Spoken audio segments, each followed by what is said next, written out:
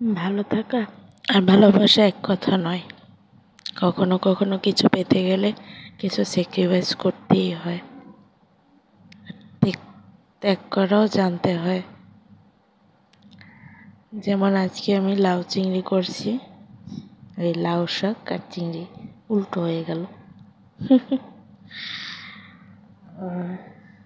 যদি চিংড়ি মাছগুলো আগে দিয়ে ফেলছি তো সেজন্য দেখাতে পারিনি। সো আর এডিট করার কারণে কালারটা অনেক লাল হয়ে গেছে, মনে হয় যেন মরিচের গুঁড়ো দিয়ে রান্না করছি, আসলে কাঁচা মরিচ দিয়ে রান্না করছি।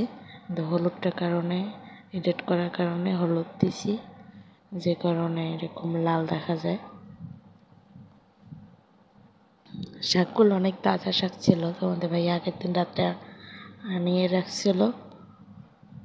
সো আমি পরদিন সকালে এটা রান্না করছি।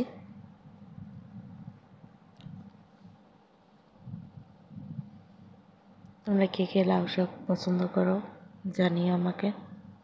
আমারও খুব পছন্দ লাউ শাক। আমি যেভাবে রান্না করলাম এভাবে একদিন খেয়ে দেখো। আল্লাহ হাফেজ।